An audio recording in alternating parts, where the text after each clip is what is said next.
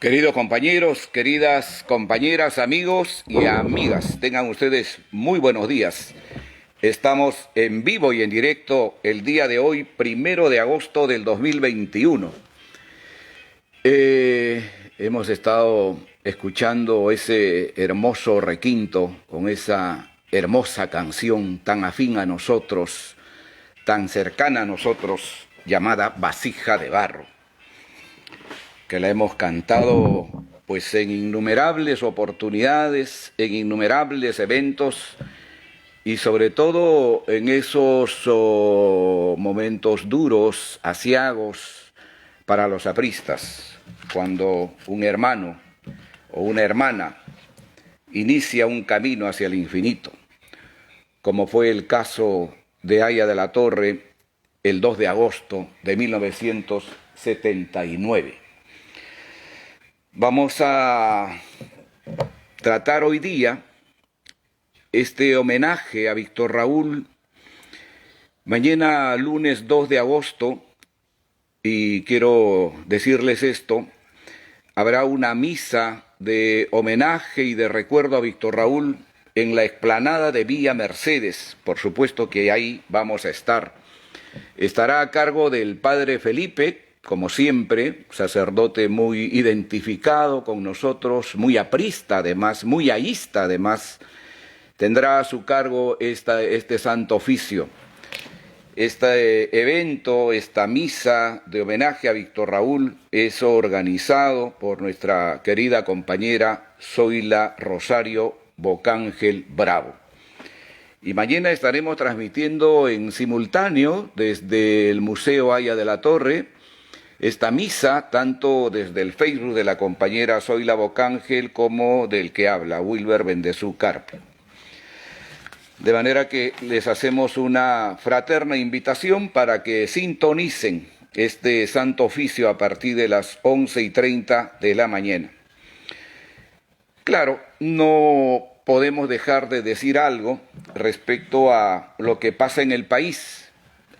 Lo estamos viviendo, quizá los apristas más que otros en carne propia, esta situación tan difícil por la que atraviesa el país, sobre todo con este gobierno que ha designado, que ha nombrado a un primer ministro muy apegado, diría yo, a estas hordas terroristas que tanto daño le han hecho al país y que tantos mártires, sobre todo, nos han dejado a los apristas. Hace poco se ha emitido un documental sobre los 1.214 muertos por estos terroristas. Pero yo sí les digo que vamos a hacer un programa especial sobre este tema que tiene que ver con el gobierno. Pero hoy quisiera que nos dediquemos este programa a esta figura tan egregia de Haya de la Torre, tan vinculada a nosotros, o tan vinculado nosotros a ellos, a él, a lo largo de tantos años. Otros, por cierto, mucho más que nosotros.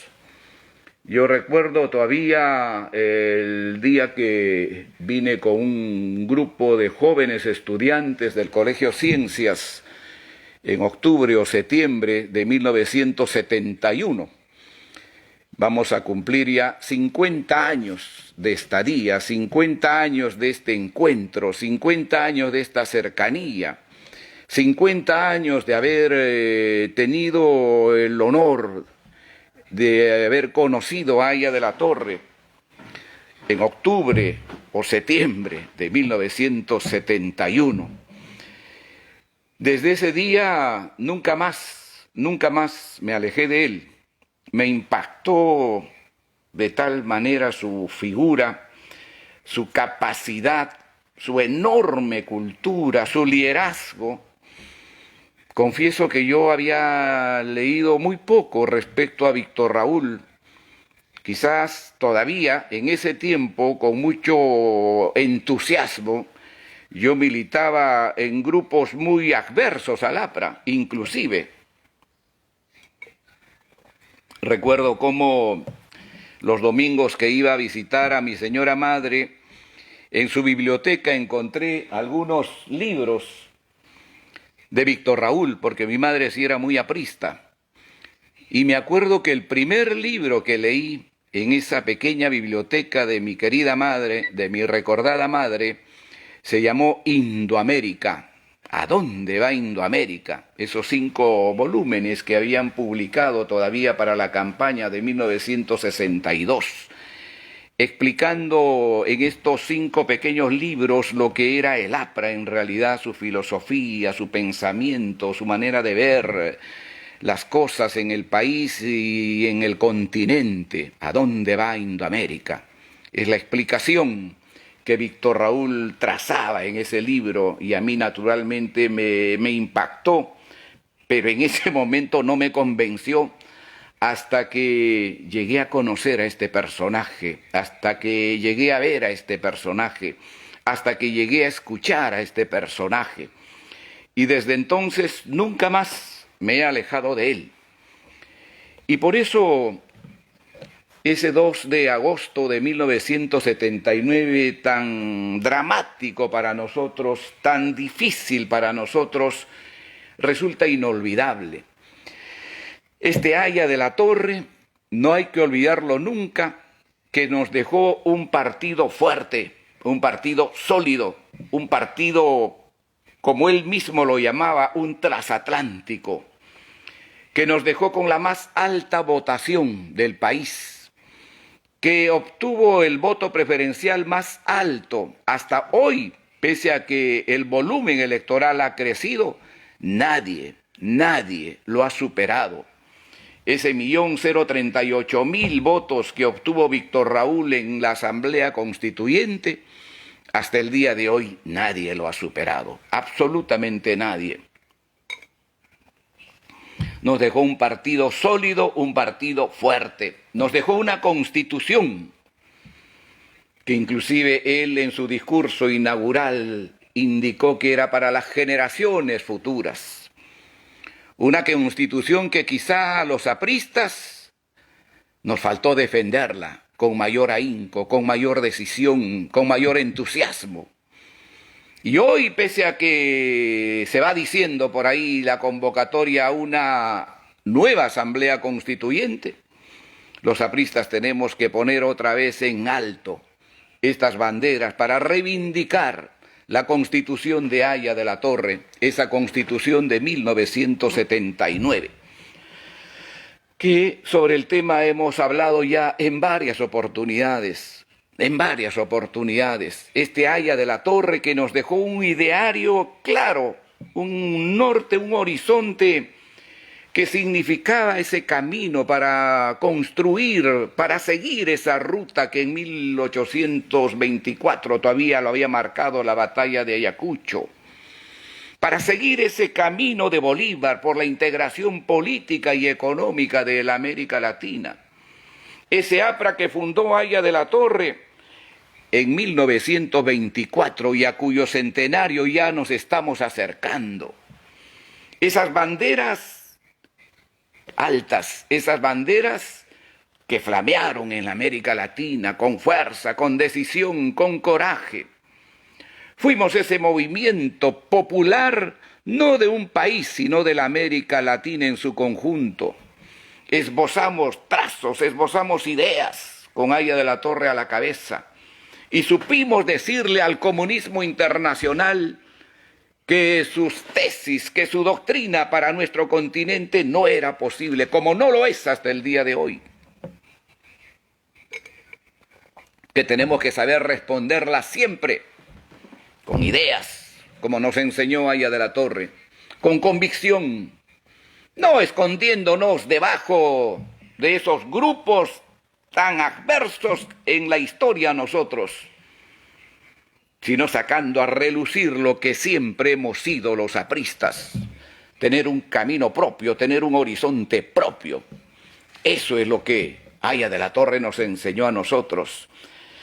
Y esa es la herencia que recibimos de Víctor Raúl cuando él murió ese 2 de agosto de 1979, hace 42 años. Lo recordamos como si hubiera sido ayer. Lo recordamos y lo sentimos como si fuera hoy. Eso es lo que nos dejó Haya de la Torre. Esa relación, esa vinculación con él. Pero además dejó un partido listo y preparado para que en el futuro pudiera asumir el gobierno sin ninguna traba y sin ningún obstáculo, como sí lo tuvo él. Esas heridas que se abrieron en 1932 con las Fuerzas Armadas, Haya de la Torre lo dejó cicatrizado. Yo siempre he dicho, la convocatoria a esa Asamblea Constituyente en 1977, para ser más exacto en octubre de ese año, no solo era buscar la salida hacia la democracia de ese régimen militar, no solamente era darle una nueva constitución a este país, sino también significó para nosotros y para la Fuerza Armada cicatrizar una herida que se había abierto, que se había hecho profunda en 1932 y que a lo largo de toda la historia sirvió de pretexto para levantar en alto el veto contra Haya de la Torre. No lo olviden. Y hasta hoy nos tiene que venir al recuerdo esa campaña victoriosa de Víctor Raúl en 1972, que habiendo ganado las elecciones, no pudo asumir el cargo de presidente porque hubo el veto de las Fuerzas Armadas. En complicidad, nunca hay que olvidarlo, en complicidad del señor Fernando Belaúnde Terry, que era el primero en estar denunciando que había habido fraude, una gran mentira. El año 62 no hubo fraude, y ahí está el discurso del veto de Haya de la Torre el 4 de julio de 1972. El año 62 hubo golpe y hubo veto, con el apoyo de Acción Popular y de Fernando Belaúnde Terry. No lo olviden. Por eso cuando algunos compañeros nuestros en el set de televisión se quedan mudos y no responden a ciertos historiadores, entre comillas, que trafican con la verdad, duele, duele. Eso es no conocer la historia del APRA, y deberían quizá adentrarse más en esas lecturas que son tan importantes para nosotros. Yo les quiero en esta mañana, queridos compañeros, ir tras la ruta de este pequeño libro que publiqué por capítulos, todavía lo recuerdo bien, en 1984. En 1984, antes del gran triunfo de nuestro presidente Alan García Pérez, en plena campaña electoral, lo publiqué por capítulos en el diario Hoy, gracias a una gestión o en todo caso a una colaboración en ese momento del que después sería nuestro canciller Luis González Posada.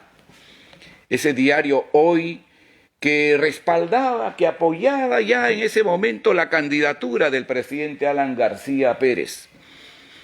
Y ahí inclusive trabajaban ya en ese momento dos jóvenes en ese tiempo, César Campos Rodríguez y Mauricio Müller Bedoya, que después van a descollar, uno en el plano político y otro en el plano periodístico, como es hasta el día de hoy. Luego hicimos un tiraje con el diario El Nacional, me acuerdo mucho, una edición popular que circuló en la misma cantidad de números que publicó en este caso el diario Nacional en ese tiempo, ¿no? Fueron más de 20.000 ejemplares. Eso fue en 1985, ya éramos gobierno inclusive. Y luego ya en el 2002, si mal no recuerdo, publicamos esta edición cuyo prólogo lo hizo Luis Alba Castro, ¿no? Gran amigo, gran compañero, Y me refiero a Luis Alva Castro porque él, como ningún otro joven, tuvo esa confianza, esa cercanía con Víctor Raúl.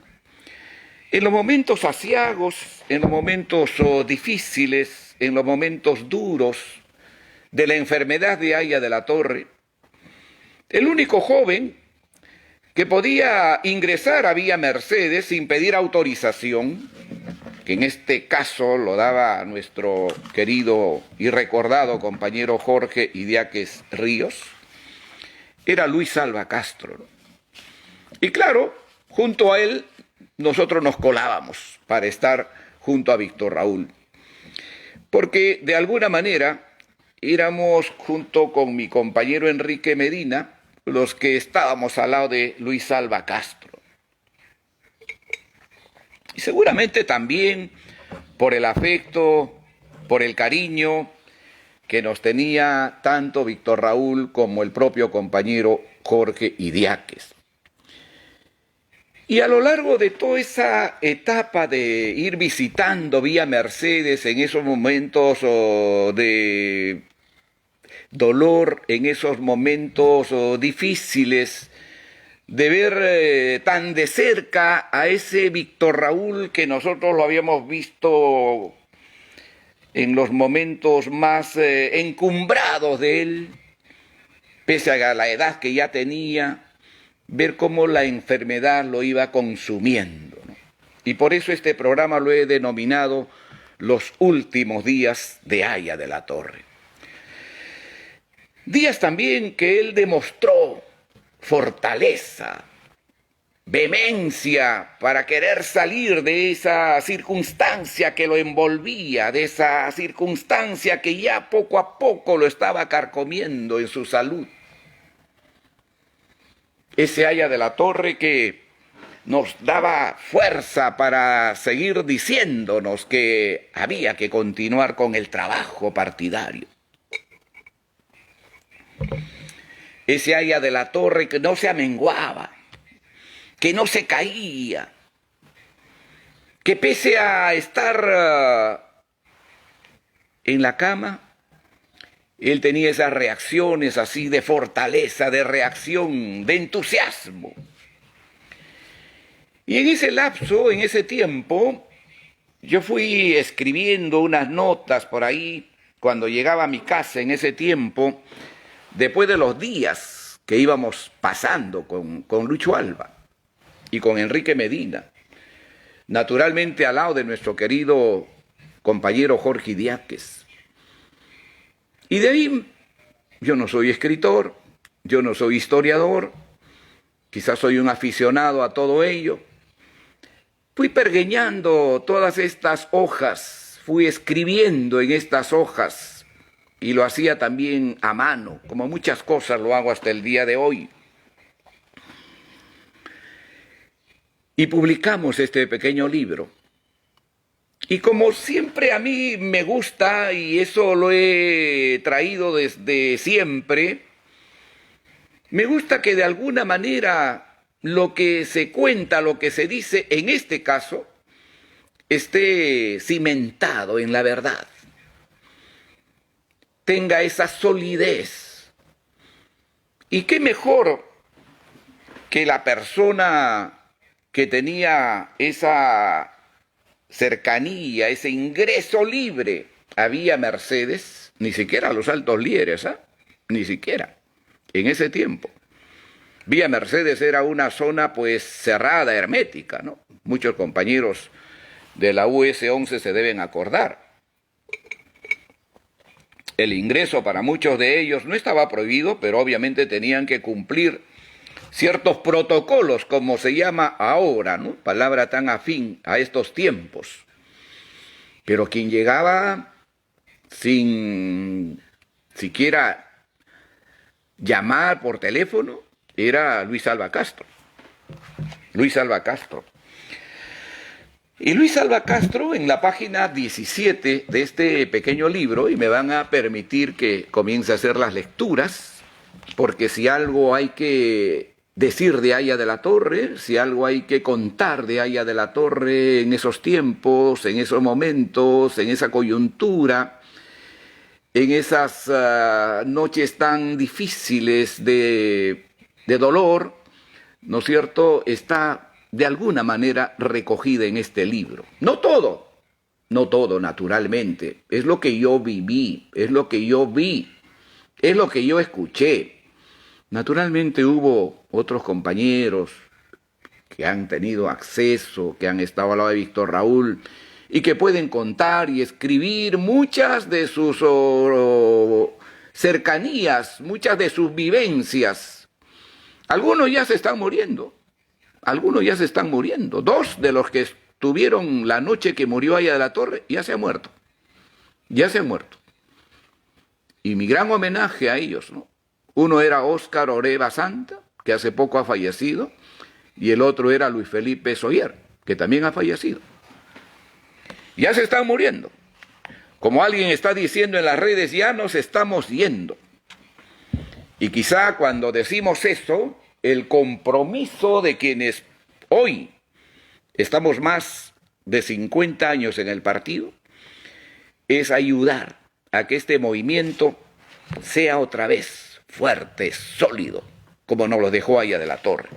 Y no estar pensando en esas candidaturas personales de algunos que creen que para salvar al APRA primero tiene que llegar al gobierno regional. Por ahí no es. Primero hay que inscribir al APRA, primero hay que reinscribir al APRA, primero hay que darle su legalidad para poder participar en todas las elecciones. Lo otro es no hacer aprismo. Mucho cuidado, mucho cuidado. Hay que defender siempre al APRA. Y lo primero que tenemos que hacer los verdaderos apristas es reinscribir a nuestro partido. Reinscribir. Yo me pongo a pensar en lo que diría Haya de la Torre si escucha a esa gente que dice, no, primero déjenme llegar al gobierno regional para después que yo salve el APRA. Ay, lo que le pasaría. Lo mandaría a Jorge Díaz y quizá lo sacarían de las orejas, pero rápido del partido. Bueno, vamos a continuar con esto, porque estos son los momentos emotivos, son los momentos que nos hizo vivir a nosotros en esos tiempos, hace 42 años. Y solo quiero rescatar lo que dice Lucho Alba en el prólogo de este libro llamado Los últimos días de Haya de la Torre, ¿no?, que está en el prólogo a la segunda edición en la página 17.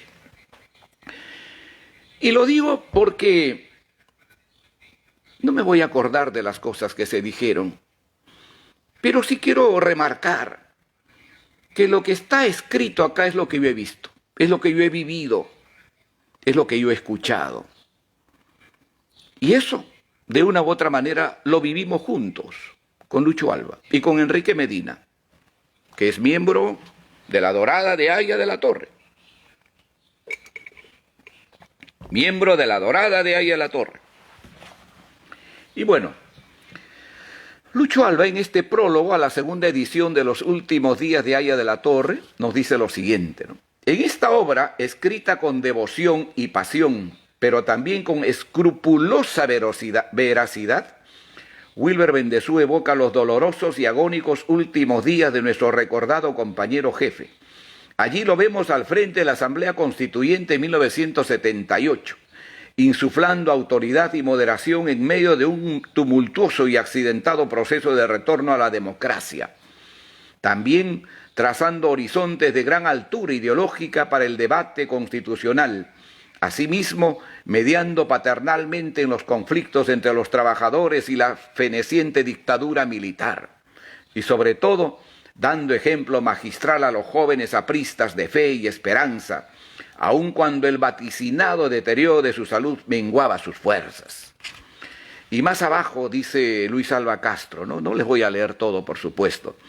Además de dar testimonio de los últimos días de lucha de Víctor Raúl, el autor rinde también justiciero homenaje a todos los que estuvieron cerca del líder aprista en estos dolorosos días. Sobre todo exalta la figura leal y sacrificada de Jorge Idiáquez, fidelísimo colaborador de Haya de la Torre desde los durísimos años de la gran clandestinidad. Bueno, no se olviden que Jorge Idiáquez, el fiel compañero de Haya de la Torre, que estuvo a su lado desde 1933, que Alfredo Tello Salavarría lo envía, ¿no es cierto?, para que se ponga al lado de Haya de la Torre. Él había participado muy activamente en la revolución de Trujillo. Hemos hecho un programa sobre eso. Es el que reconoció el cadáver del Búfalo Barreto cuando los revolucionarios triunfan y toman el cuartel O'Donovan el 7 de julio de 1932. Desde ese día que Jorge Idiáquez se puso al lado de Haya de la Torre, nunca más lo abandonó, nunca más. Y en los momentos más duros, más difíciles, hemos hecho historias sobre eso, hemos hablado sobre eso en varias oportunidades, como exponiendo su vida, Jorge Idiáquez salva la de Haya de la Torre y fugan en ese gran escape que hubo en el distrito de Barranco, acuérdense. Eso está muy bien narrado en el libro Víctor Raúl de Roy Soto Rivera.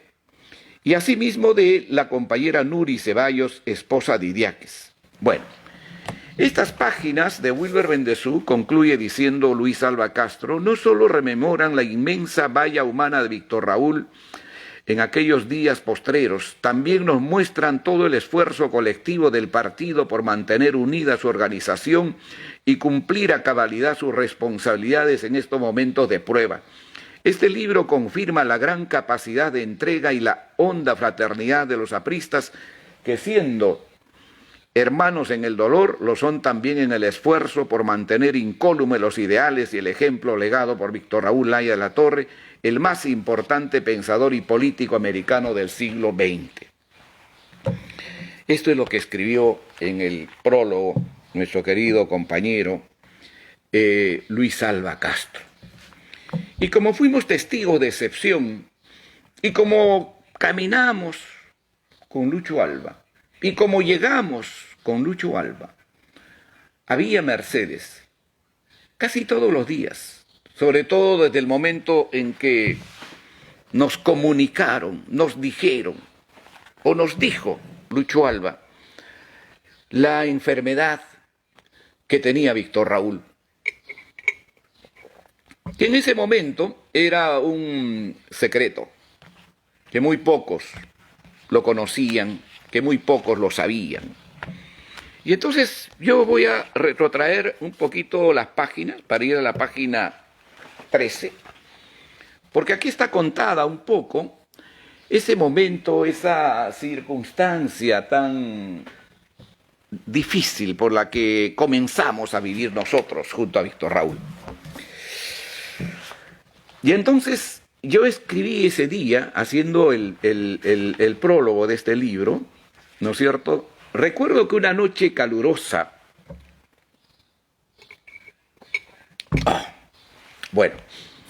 recuerdo que una noche calurosa y estremecida de verano, cuando las hojas de los árboles se movían suavemente, impulsada por la brisa lenta que abrazaba Villa Mercedes, me enteré de la cruel realidad.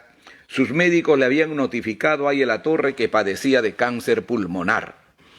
Sentado en la cafetería del partido aprista, esperaba impaciente la llegada de Luis Alva Castro, con quien debíamos partir de inmediato a la residencia del jefe del aprismo.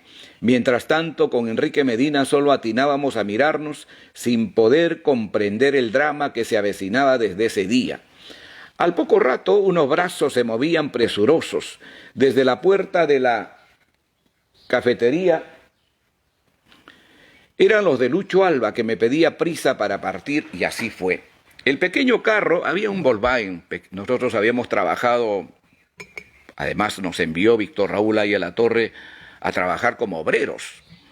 En ese tiempo no se soñaba pues en maestrías, en doctorados, ni en acomodos de tipo laboral, ¿no? Ni en estar detrás de congresistas pidiéndoles puestos y cargos. Nos mandaron a trabajar como obreros, fuimos 300 jóvenes, universitarios además todos, a trabajar a las fábricas como obreros, a reforzar el movimiento sindical de la CTP en ese tiempo. Y bueno, a nosotros nos tocó ir a la Volkswagen, a Motor Perú, como se conocía en ese tiempo. Y Enrique tuvo pues el privilegio de adquirir un carro, ¿no? A plazos, obviamente, en esos tiempos. Y a eso me refiero, el pequeño vehículo, ¿no? El pequeño carro enrumbó a toda prisa hacia la carretera central y, transponiendo toda dificultad, llegó en breve tiempo a la residencia de Haya de la Torre, ubicado en Vía Mercedes.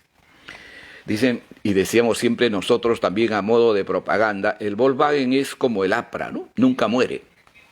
Y esperemos que sea así, que el APRA nunca muera. Pero hay que reinscribirnos y hay que trabajar con mucha fuerza para eso. Para que esos desanimados, para esos que andan diciendo que no podemos, hay que decirles, sí podemos reinscribir al partido. Si usted no lo quiere hacer, póngase a un costado y déjenos a los apristas hacer lo que tenemos que hacer, reinscribir al partido, como debe ser. Bueno, bajamos presurosos y Jorge Idiáquez, el fiel compañero del maestro, nos hizo pasar de inmediato al dormitorio donde, recostado sobre unos almohadones, se encontraba Víctor Raúl. Lo saludamos efusivamente y luego nuestras miradas denunciaban nuestro dolor.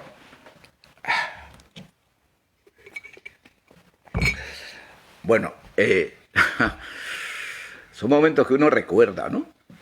Son momentos que uno recuerda como si fueran ayer, en mi caso. Estábamos llorando. Desde ese día seríamos parte del largo drama que terminó el fatídico 2 de agosto de 1979. Es obvio, y esto quiero resaltarlo bien, que existen personas más autorizadas para relatar estos últimos días, pues lo que yo vi, escuché y viví es apenas una parte del drama que envolvió en ese entonces a Vía Mercedes. Es un poco lo que les dije, ¿no? Pero naturalmente, vio figuras pues señeras del aprismo que han tenido esa cercanía con Víctor Raúl, pero que revisando también los textos posteriores, salvo en el testimonio personal de Luis Alberto Sánchez y en el libro que escribió Nicanor Mujica Álvarez Calderón, ¿no? Memorias en un país desmemoriado, un excelente libro, tan igual como el de la gran persecución de Armando Villanueva. ¿Cómo les digo? A ver, esta narración de esta cercanía, así, de verlo a Víctor Raúl en esas circunstancias, quizá no lo han comentado como nosotros lo hemos escrito aquí, ¿no? Claro, tienen su manera y su forma más exquisita para decir las cosas, pero es lo que yo sentía. Era apenas un joven que frisaba, creo, los 24, 25 años, si mal no recuerdo, o quizá menos. Pero bueno, eso fue lo que nosotros vivimos esa noche, y desde ese día en que nos dijeron lo que se estaba padeciendo ya en Vía Mercedes, fuimos parte de ese drama, de ese momento tan difícil, tan duro que nos tocó vivir a nosotros en ese momento, en esa circunstancia. Pero había habido un capítulo que fue comentado no solamente en la Asamblea Constituyente, sino también que sirvió para que el jefe y fundador del Partido Popular Cristiano, Luis Bedoya Reyes, a quien el APRA le debe mucho, y a quien lamentablemente en su vida no le supimos dar el homenaje y el merecimiento que él en este caso, se merecía él, ¿no? Se merecía él. Pero, ¿qué había pasado o qué pasaba en la Navidad de 1978? Fue el primer aviso, fue lo primero que comenzó ya a denotar que algo andaba mal en la salud de Haya de la Torre. Y entonces hay un capítulo que se llama La Última Navidad, ¿no? Que es el 24 de diciembre de 1978.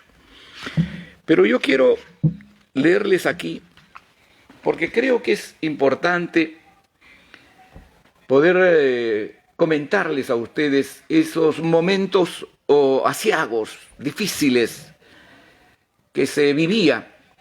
Éramos parte de ese grupo, pequeño grupo que estaba ahí, padeciendo, sufriendo, acompañando a Víctor Raúl en esos momentos.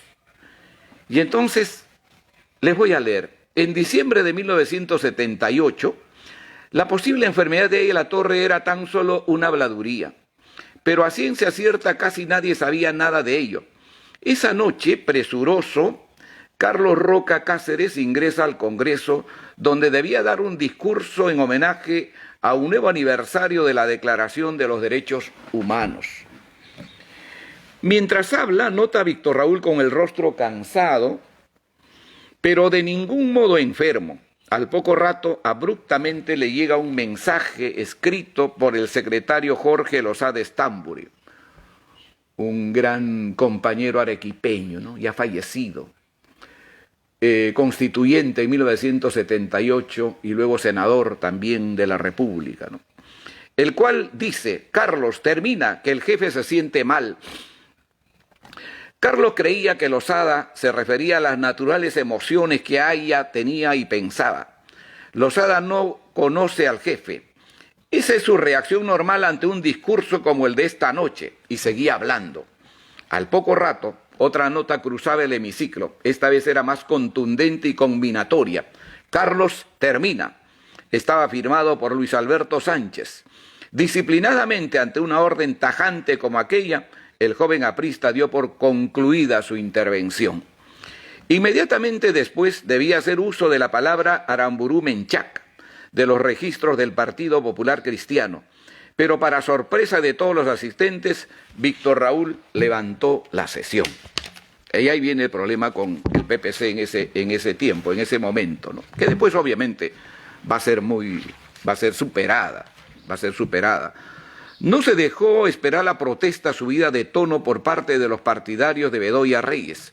Por primera vez el aprismo tendría que reconocer que Aya de la Torre estaba mal, pues Jorge Lozada Estamburi, a nombre del APRA, se acercó a la reunión de la célula bedoísta y, pidiendo las excusas del caso, manifestó que la sesión había sido levantada de esa manera porque Aya de la Torre se sentía mal. A continuación, Bedoya Reyes anunciaba a la prensa nacional que el señor Aya de la Torre se vio precisado a levantar la sesión porque efectivamente se sentía mal. El pueblo peruano recibió una advertencia fatal. El viaje sin retorno se acercaba a pasos agigantados. Los médicos, sin embargo, insistían en la curación del corazón, pues suponían que ahí estaba el verdadero mal. En unas radiografías tomadas durante su viaje a Houston y a Europa, esto fue antes del viaje definitivo a Houston, que va a ser en marzo. A fines de 1977, inclusive se refiere este viaje a Houston, antes del inicio de la campaña de la Asamblea Constituyente. Víctor Raúl viajó en ese tiempo a hacerse una revisión médica, ¿no?, a Europa y a Houston.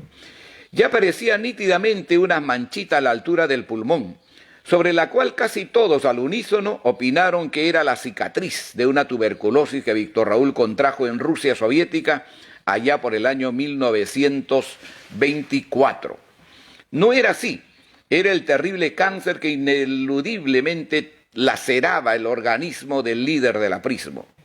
Mientras tanto, los preparativos para la Navidad del Niño del Pueblo seguían con toda diligencia. Ustedes saben, Víctor Raúl nunca dejó de estar presente en la festividad de la Navidad del Niño del Pueblo, ¿no?, que además él era el gran organizador, era el gran director para que miles de niños, ¿no es cierto?, en la Casa del Pueblo y luego en Villa Mercedes y luego en Moche recibieran juguetes y alimentos también. A continuación, los médicos, mientras tanto, los preparativos para la Navidad del Niño del Pueblo seguían con toda diligencia, dirigidos como siempre por su infaltable y tenaz sostenedora Antonieta Ceballos de Prialé, Víctor Raúl había comprometido su asistencia a la Casa del Pueblo, pero su mal, que entraba a una etapa crítica, le impidió cumplir este último deseo. Se quedó en casa y estuvo presente en la repartición de miles de juguetes para los niños pobres del distrito textil de Vitarte. Mientras Jorge se esfuerza por mantener el orden entre los niños, una tos cesante parece fulminar nuevamente el cuerpo de Aya de la Torre. El rostro que palidecía seriamente parece dibujar un dolor de angustia en las pupilas del gran luchador. Jorge, avisado de esta cruel tragedia, trata de serenarse y tomar como siempre las cosas con absoluta calma. 40 años juntos no habían pasado en vano. Los recuerdos acuden a su mente diáfana. El clamor de saber hasta cuándo, Dios mío. Sin embargo, la tos lacerante e impertinente parece detener abruptamente su ensimismamiento y volviendo a una realidad cruel, pero al mismo tiempo llena de esperanza. Solo atina a desearle débilmente esa noche una feliz Navidad, jefe. Ambos se miran por largo rato y de pronto brota una gruesa lágrima que camina despacio, sin prisa, bajando suavemente por el rostro añoso de Aya de la Torre. Inmediatamente después Jorge, con la camisa remangada y moviendo suavemente la cabeza, le dice: lucharemos, jefe, lucharemos porque el pueblo lo necesita. Solo la muerte podrá separarlo de su partido. La tos cesante se había detenido, se avecinaba ya la Nochebuena. Pronto llegarían algunos invitados que en la intimidad iban a saludar a Aya de la Torre. Sería la última Navidad, esta vez lejos de su partido. Aya de la Torre tenía siempre la costumbre de recibir la Navidad y el Año Nuevo en las instalaciones de Alfonso Ugarte. Tantas hermosas fotos tenemos de esos tiempos, en los cuales Aya de la Torre era el principal animador de esas reuniones, de esas convocatorias, donde entonábamos nuestras canciones apristas, de homenaje a la Navidad, de recuerdo también, por cierto, a nuestras familias, ¿no? Éramos los apristas que nos juntábamos en Alfonso Ugarte, el 24 para recibir la Navidad al lado de Aya de la Torre y el 31 también en Alfonso Ugarte al lado de Aya de la Torre. Esa vez, diciembre de 1978, ya no iba a ocurrir eso. Muchos, seguramente, esperamos en el local del partido la presencia de Víctor Raúl y él nunca llegó. Por eso este capítulo se llama La última Navidad de Aya de la Torre y también la última Navidad de Víctor Raúl con vida. Y aquí hay esa narración de la que yo les estoy hablando ahora, ¿no? En el viejo local de Alfonso Ugarte, como siempre es ahora, la gente arremolinada esperaba su presencia. Sería en vano. La compañera Rebasa, había una compañera Rebasa, una extraordinaria compañera que tenía a su cargo ahí las academias prevocacionales en el partido, una compañera capaz de todo, estar al lado de Aya de la Torre, defenderlo, es decir, una persona extraordinaria en su aprismo, en su entrega, tan ligada a esos grupos femeninos que trabajaban con tanto ardor, con tanto cariño, allá en el local del partido. La compañera Rebasa, ensimismada y taciturna, pregunta angustiada el porqué de la ausencia del jefe. Salía y es que nos habíamos acostumbrado a verlo a Víctor Raúl como un roble, como un personaje que nunca se iba a acabar, que nunca iba a morir. Así lo sentimos a Víctor Raúl. Para nosotros era el hombre eterno. Y claro, en el fondo uno podía preguntarse, ¿pero por qué eso?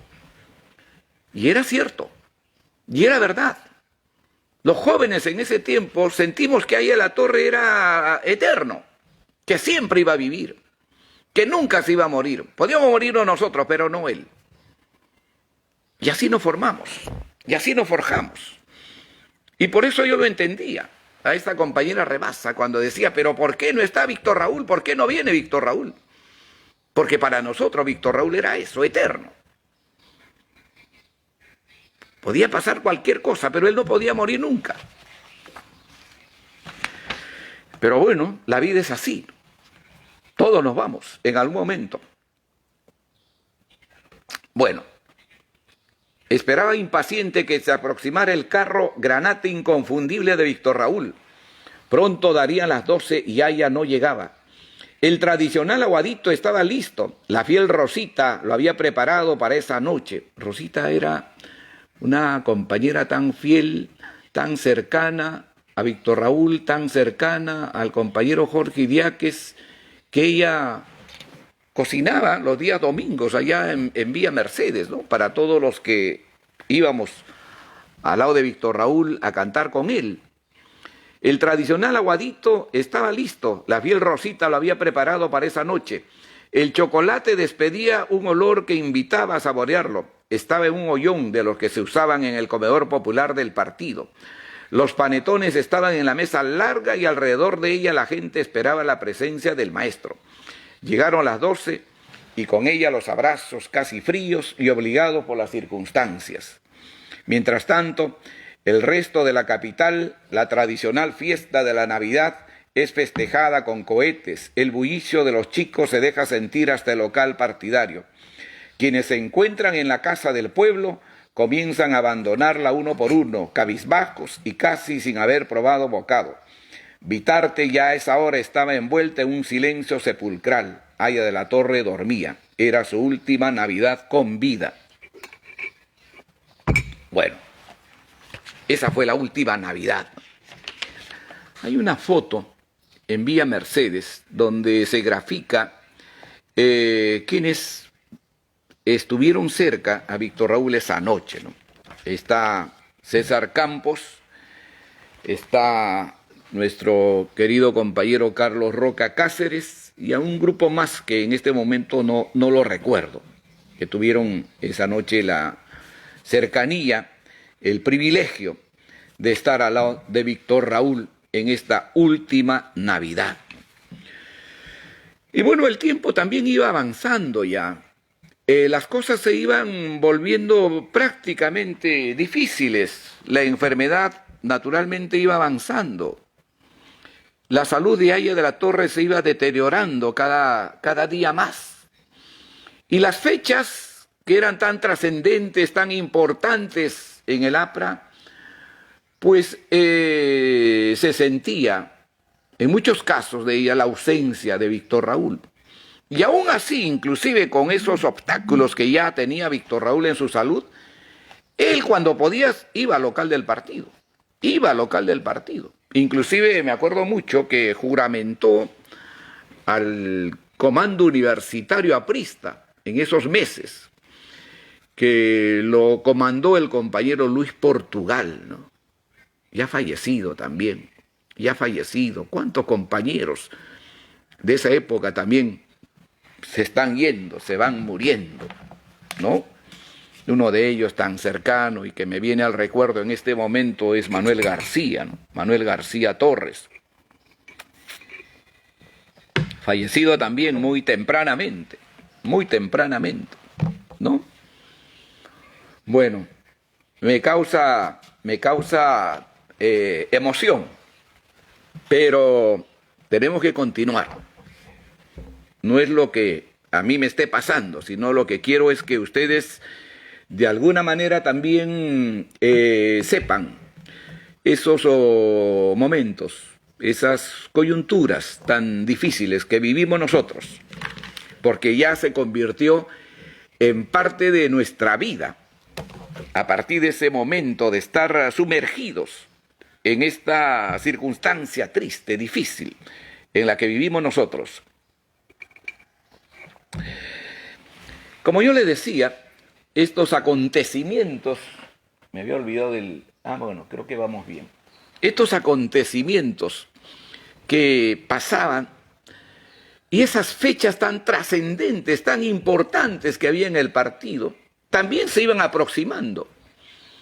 Aya de la Torre, no se olviden, había presidido el último mitin de la fraternidad durante la campaña de 1978 y lo había hecho en esa ciudad tan emblemática, tan afín a nosotros, tan rebelde como es Arequipa. En Arequipa fue el último día de la fraternidad que Haya de la Torre lo celebró con vida. Fue un 18 de febrero de 1978. Y gran recuerdo ahí, pues, a nuestros queridos compañeros, ¿no? Pedro Yúgar, que era el secretario general, con quien nosotros coordinábamos siempre en nuestras visitas que hacíamos allá a Arequipa, en los momentos bravos de la dictadura militar de Velasco, ¿no? O recordar ahí a un compañero tan nuestro, tan cercano como Marco Calle Olivera, ¿no? Que era el maestro de ceremonias también allá en Arequipa. Yo compartí con él ese meeting en esa bella ciudad. Y tantos otros compañeros que a veces cuando uno comienza a nombrarlos se va olvidando de otros. Y mejor es generalizar y decir los buenos compañeros y compañeras de Arequipa, ¿no? Tantos recuerdos que tenemos de ellos y con ellos, por supuesto. Y este día de la fraternidad, que normalmente el APRA celebraba pues con una manifestación enorme, ¿no? En la avenida Alfonso Ugarte, llamada la avenida de los Pañuelos Blancos.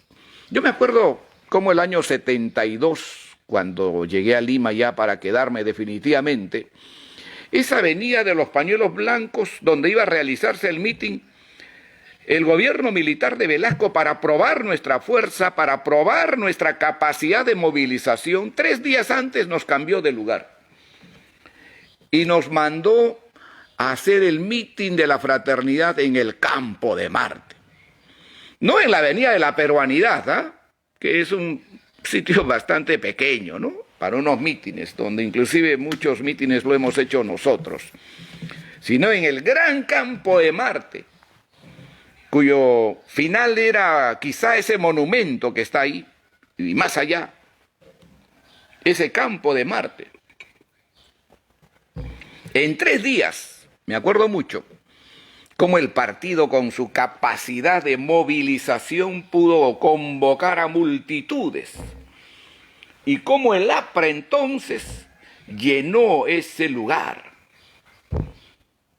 con una majestuosa convocatoria, miles y miles de ciudadanos respaldando a nuestro partido y respaldando especialmente a Haya de la Torre. Nos habíamos acostumbrado a esos eventos grandes, a esas manifestaciones inmensas. Por eso hasta ahora no me puedo explicar cómo se pudo haber permitido a este señor alcalde, Luis Castañeda Locio, haber instalado esos paraderos en la puerta del local del partido. Una cosa que hasta ahora no me lo explico. ¿Por qué razones lo hicieron? Y cómo las autoridades de nuestro gobierno en ese tiempo lo permitieron. Cuando el sentido común dice que un paradero de los autobuses, del metropolitano, debe estar pues entre la esquina de Venezuela y Uruguay, pero justo nos lo pusieron en la puerta, ¿no? Y eso obviamente es una cuestión pues que por lo menos a mí me causa bastante indignación, ¿no? Y creo que este alcalde en ese caso, en ese tema, pues tuvo un comportamiento adverso al partido. En fin. Pero vamos yendo por la ruta de este pequeño libro. ¿Cómo fue el último 22 de febrero con vida de Haya de la Torre?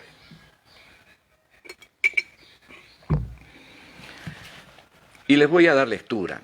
Es bien corto. Mis capítulos, o los capítulos de este pequeño libro son cortos, porque eran escritos ahí después de volver, de haber estado en Villa Mercedes, después de haber conversado con Haya de la Torre, después de haber estado con Jorge Idiáquez, después de haber estado con Lucho Alba, después de haber escuchado algunas cosas que se decían ahí, yo lo iba recogiendo, lo iba escribiendo, ¿no? Inclusive los papeles donde Víctor Raúl practicó su firma para firmar la Constitución el 12 de julio, que lo vamos a ver al final.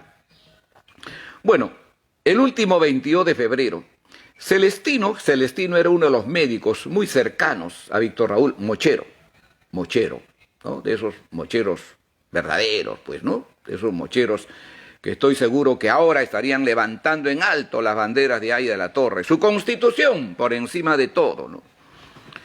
Esa respuesta por la integración política y económica de la América Latina. Celestino, presuroso, baja las escaleras del Palacio Legislativo e inmediatamente aborda un automóvil que lo conduce a Villa Mercedes.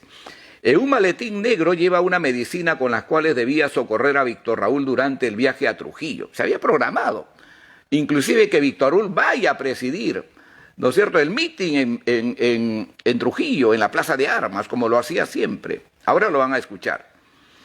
Que esta vez se iba a realizar por avión y no por tierra, se refieren al viaje, ¿no? Normalmente a Víctor Raúl le gustaba viajar por tierra, ¿no? Era un poco reacio a viajar en el avión, tenía un poco de celos, no se sentía muy a gusto en un avión.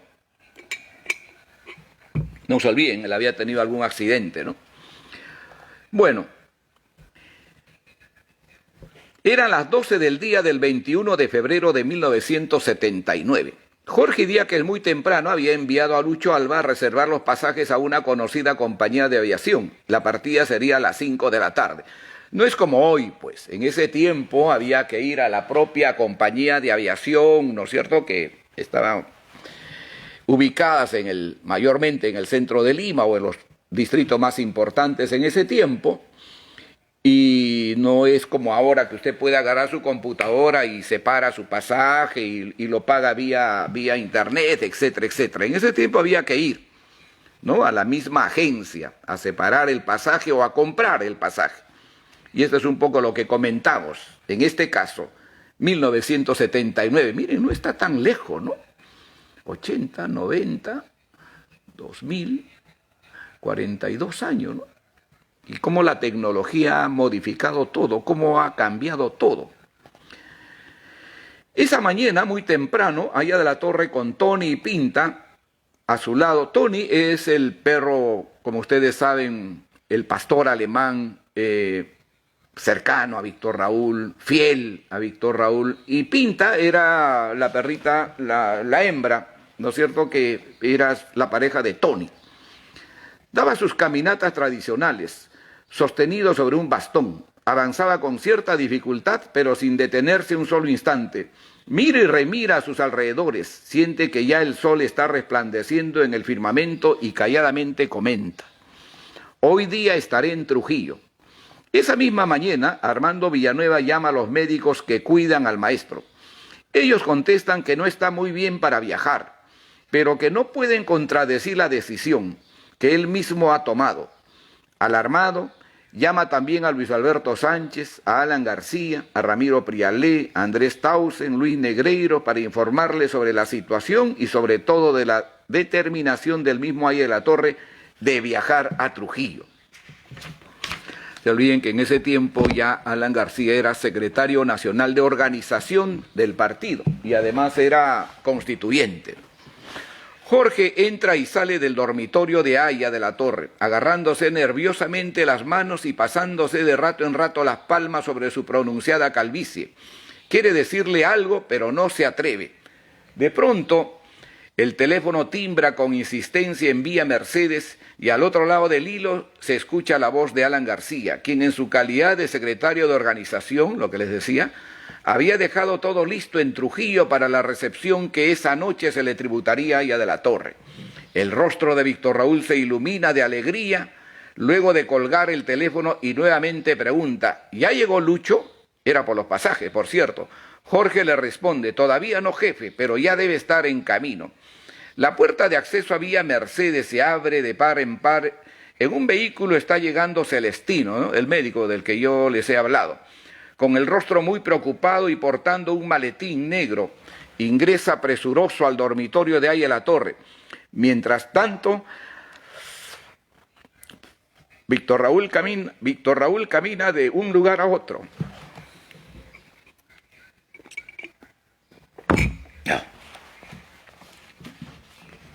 Caramba. Víctor Raúl camina de un lugar a otro demostrando fuerza y vigor. Desde el fondo de su corazón quiere hacer ver a todos que se encuentra bien y que la pócima que su hermano Edmundo le había entregado unos días antes le estaba dando buenos resultados. Bueno, en ese tiempo, pues algunas medicinas naturales también iban llegando, ¿no? Había mercedes. Uno de ellos, el hermano Edmundo, que es el menor de la familia, que después fue senador y fue nuestro embajador en nuestro primer gobierno ante la OEA, era pues un poco afín a eso, ¿no? Y unas pócimas ahí que le trajeron a Víctor Raúl, y seguramente pues por la situación a veces en la que uno está, cree que cualquier medicina de una u otra manera puede tratarlo o mejorarlo, ¿no?, en su mal. Y eso es un poco lo que pasaba en ese tiempo también, ¿no? También. Mueve de arriba para abajo el rostro, no puede ocultar su jolgorio. A los muchachos que están a su lado les comenta: Edmundo me ha traído una pócima con un poder de curación tal que ya me siento bien. No tengo nada y hoy estaré viajando a Trujillo.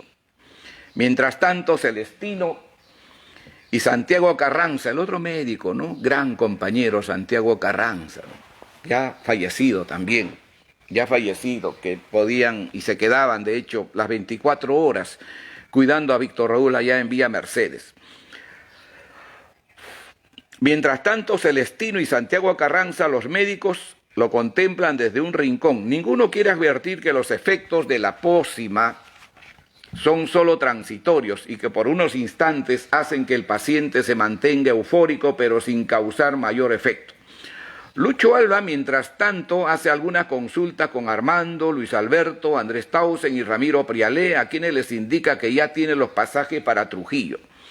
Jorge nerviosamente pasea por los alrededores de la casa, tratando de buscar una salida para cancelar el viaje y cómo decírselo a ella. Por primera vez en 40 años se enfrenta a una situación tan difícil. Taciturno y con los ojos vidriosos, busca una explicación a lo que está sucediendo, pero al no encontrarla murmura alguna plegaria moviendo su rostro como diciéndose que ello no es cierto. ¿Por qué? ¿Por qué? Repite con insistencia. Algunos segundos más y está con los ojos empapados. Es uno de los pocos que conoce la cruel realidad, sabe que Aya de la Torre morirá. Sin embargo, en ese momento reacciona y sabe que el jefe desea fervientemente viajar a Trujillo, como previendo algo que se avecinará algunos meses más tarde. Oh, Dios mío, ¿cómo decir que no es posible? Simplemente no se atreve. El murmullo de las hojas que se mueven con intensidad en ese momento parece llevarlo a encontrar una explicación. Sabe que la cancelación del viaje afectará terriblemente a Aya de la Torre. Sin embargo, definitivamente no debía viajar. A las 3 de la tarde de ese mismo día, en la casa de Luis Pinillos Ganosa, los médicos se reúnen apresuradamente para tomar una determinación al respecto.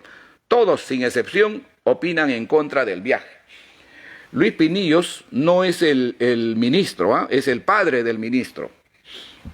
A las 3:30 de la tarde, los médicos llegan a Villa Mercedes y las puertas con sus gruesos barrotes se van cerrando pesadamente, mientras ellos van dejando una tenue polvareda a medida que avanza el vehículo de Segarra Pupi. José Segarra Pupi fue otro gran médico de Aya de la Torre, ¿no? Había pues una cantidad de médicos muy cercanos a él, ¿no? Los que se quedaban 24 horas allá en Villa Mercedes eran Celestino y Santiago Carranza. Segarra Pupi, además, esposo de una gran historiadora aprista, Judith Prieto de Segarra. Luis Pinillo Ganosa, médico de cabecera de Aya de la Torre, tiene la gran responsabilidad de anunciar la decisión de los médicos. Siempre me preocupo por el sonido, pues ya nos pasó varias veces, ¿no? A las 3:30 de la tarde los médicos llegan a Villa Mercedes. Bueno, Luis Pinillo Ganosa, médico de cabecera de Aya de la Torre, tiene la gran responsabilidad de anunciar la decisión de los médicos.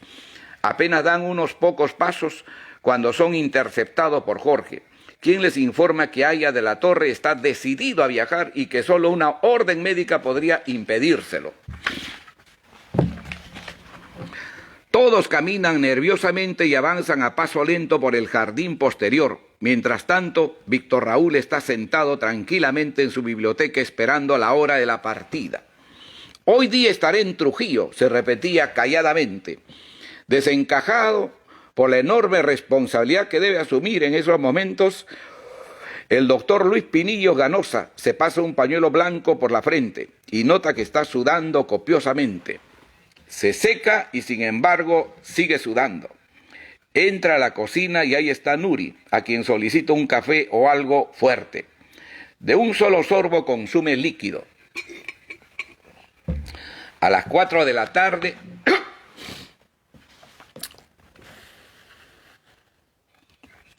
Bueno, a las 4 de la tarde los médicos ingresan a la biblioteca de Víctor Raúl,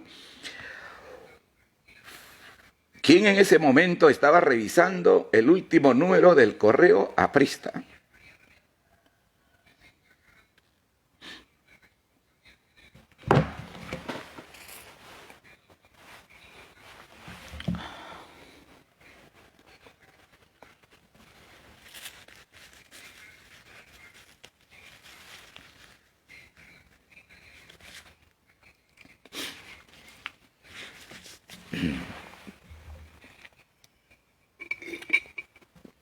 Oh, bueno. A las 4 de la tarde los médicos ingresan a la biblioteca de Víctor Raúl, quien en ese momento estaba revisando el último número del Correo Aprista.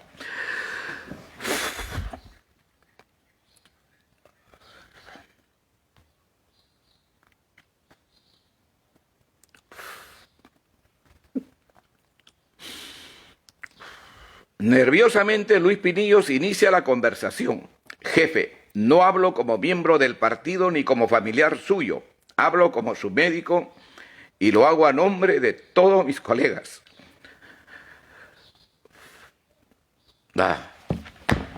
Mis disculpas son.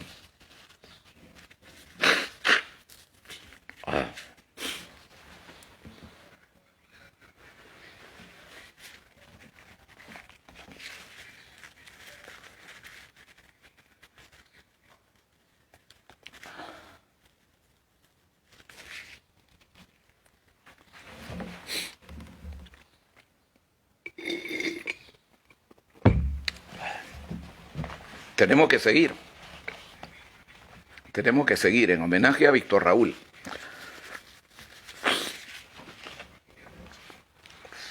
Jefe, no hablo como miembro del partido ni como familiar suyo. Hablo como su médico y lo hago a nombre de todos mis colegas. Los médicos, dado su estado, hemos acordado que usted no debe viajar a Trujillo el día de hoy. Víctor Raúl, mordiéndose los labios, escucha la decisión final y mirando fijamente a Jorge le dice: está bien, es la decisión de los médicos, lo que quiere decir que no habrá viaje. Llama a Armando para que vaya en mi reemplazo, que lo acompañen Fernando León de Vivero y Luis Alba Castro. Tomando nuevamente la iniciativa con su acostumbrada risa contagiante, cambia inmediatamente de conversación y agarrando por los hombros a Celestino le dice: Mocherito, nos quedamos sin viaje. Una hora después, ya cuando todos los médicos se habían retirado, en la intimidad de su dormitorio, sentado en un viejo sillón de cuero y contemplando el movimiento del ventilador, agarrándose la quijada, menea la cabeza de un lugar a otro. Una sentida lágrima va cayendo por el rostro del viejo luchador, mientras que golpea suavemente los costados del viejo sillón, estirando la mano y con su cariño habitual acaricia a su fiel Tony.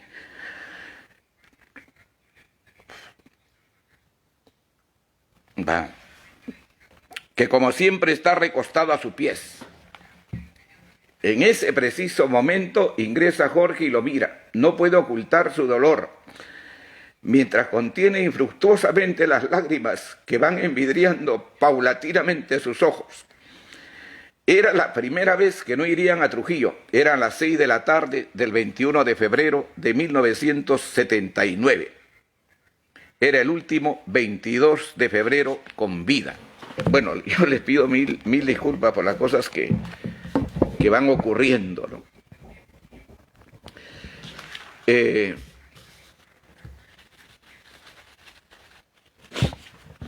Tanto que me confundió de hojas. Bueno. ¿Cuándo fue el día que a Víctor Raúl finalmente los médicos, y en este caso el médico, como se le llamaba a Luis Pinillos, el médico de cabecera, le va a decir a Víctor Raúl que su mal era un cáncer pulmonar, ¿no? ¿Cuándo ocurrió eso?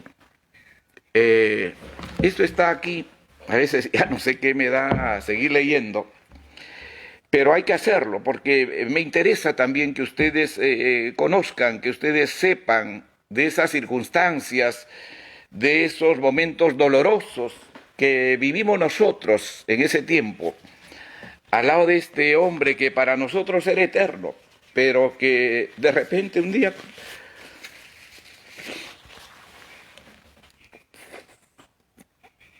comenzó a irse, ¿no? Comenzó a irse. Y fuimos testigos. Y fuimos testigos. Bueno, jefe, su mal es un cáncer pulmonar. Fue lo que le transmitieron al jefe del partido, Armando Villanueva y Luis Pinillos. Y yo les voy a hacer lectura de ese capítulo, que es muy doloroso, ¿no? Yo les pido mil disculpas, ¿eh? Les pido mil disculpas, pero bueno, y es lo que ocurre. Es muy difícil recordar esos...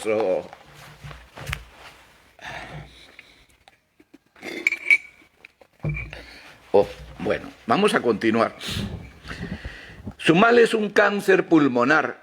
Eso fue el 1 de marzo de 1979. El Volkswagen va a toda prisa, llegan a la avenida Grau y el tránsito a medida que la noche tiende su manto disminuye, lo que les permite llegar con mayor rapidez a la carretera central. En el trayecto Lucho les indica que se trata de la salud del jefe, le informa que está muy mal, escuchan perplejos la noticia y no logran comprender. Pues el martes anterior lo habían visto con un semblante mejorado y sin ningún síntoma que le indicara algún estado anormal. El mismo Aya de la Torre había citado a los periodistas a una conferencia de prensa para demostrarles que no tenía enfermedad alguna. Quieren llorar, el rostro se le desencaja. Enrique está conduciendo el coche. Parece ensimismarse con la noticia y no logra advertir que más adelante hay un muro. Reacciona rápidamente y logra esquivarlo por unos cuantos centímetros. El coche continúa su viaje a Vitarte. Ahora sí, la cosa era muy seria. A ver, yo les voy a leer más bien la parte que ya... Vamos a ver. Ya cuando estamos en Vía Mercedes, ¿no?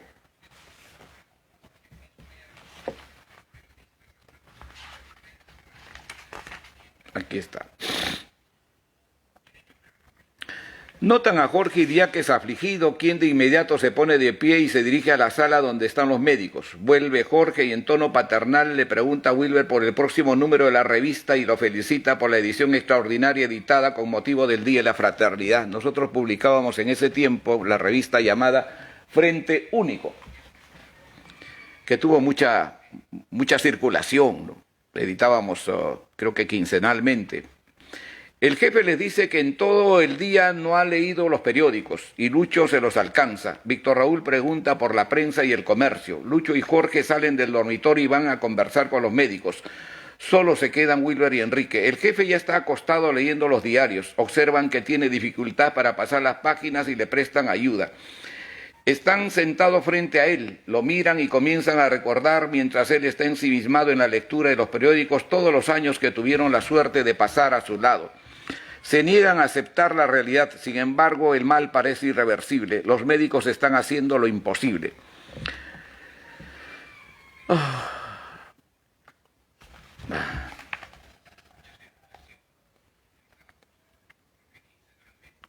Bueno, sin despedirse de Víctor Raúl ni de Jorge, salen y se dirigen hacia el Volkswagen, caminan con lentitud y solo atinan a mirarse. Las hojas de los árboles siguen con sus movimientos fuertes, el viento sopla con mucha intensidad.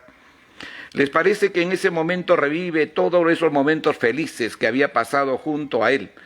En ese preciso instante recuerda y parece ver todavía en escena: estoy sentado en la biblioteca, de pronto Aya de la Torre levanta un bastón del que nunca me había percatado pese a los largos años que lo acompaño. Noto un poco de dificultad en su caminar y con su voz suave y paternal me pide que le acompañe a la cancha de fútbol a dar unas cuantas vueltas. Se agacha y busca con la mano en la frente al fiel Tony y ríe carcajadas. Cuando el animal se aproxima moviéndose la cola, le toma la cabeza y comienza a acariciarlo. De pronto me dice: hoy día he estado revisando una revista venezolana y me he quedado sorprendido con la cifra que dan respecto a las inversiones que los norteamericanos harán hasta el año 1990 en la China comunista.